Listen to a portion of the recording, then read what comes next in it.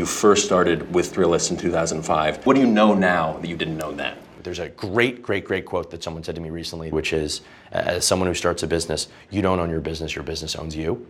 And it is so true. And like the sooner you realize that, the better off you're gonna be, because you understand like what you're really getting yourself into.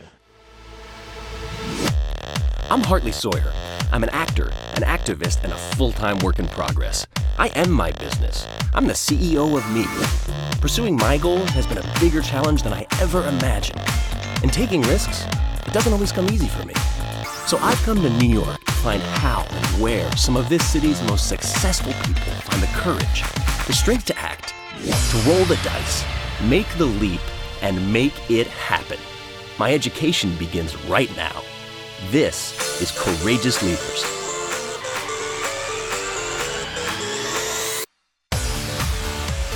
Recalibrating priorities while your business grows takes as much courage as pursuing a new venture altogether.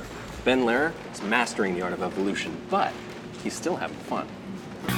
So Ben, thank you for being here with me today. Of course. In this 10 years since you started Thrillist, has that evolved? Because you've gone through a lot of changes. Look, when I started the company, I'm like a little kid. I'm 23 years old. I'm like, yeah, I'm gonna go build this thing. I'm gonna sell it for a ton of money, and then I'm never gonna work again. And that's what I'm thinking about. I'm thinking about, hey, like, isn't that nice? It's great to hear this from you today, and it's like I'm thinking about you 10 years ago. Do you have advice for someone like that? My advice is gonna be the same for anybody, which is don't start a company unless you have to start a company. Mm-hmm. And I don't mean financially, I mean like unless there is a business that you, every day you get out of bed and it's all you think about, every night it's the last thing you think about before you go to sleep, that's when you start something. I would advise people not to start something when they saw the movie The Social Network and were like, well, he's incredibly rich. What you think is gonna happen probably is not gonna happen. And if you come into it in any way other than like eyes wide open, that it's going to totally throw your life upside down, it's gonna throw your life upside down.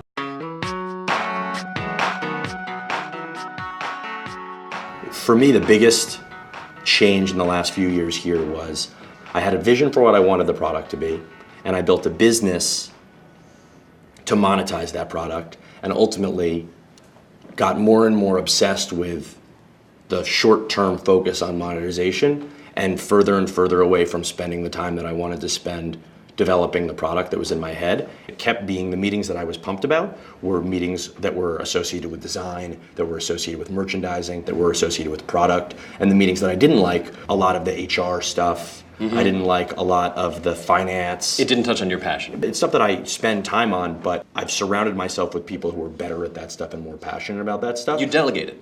Well, yeah, and I hired leaders in these areas who are more passionate and better at that stuff, and I've been making changes in the business. And so 10 years in, it's like I'm reborn almost in coming to work every day because I'm more pumped about the products that we're building than ever before. And so I can do this for the rest of my life if we're building stuff that I'm passionate about. How do I not get short-circuited by the idea of taking a big risk? So that's a really good question, endeavor. Which is, how do you take risks when you have people who depend on you? Obviously, if you're, there are situations where if you aren't successful to some degree, then like you actually won't be able to provide for your family or situations like that. And I'm lucky enough, that I'm not in that situation. That's a whole different ballgame and something that like I honestly couldn't speak to, and it would be a joke for me to pretend that I understood that kind of pressure. Right. Like the pressure that I have in business is it's not like a financial pressure, but it's a pressure. It's about like me feeling like I'm, a success, not financially, but like emotionally.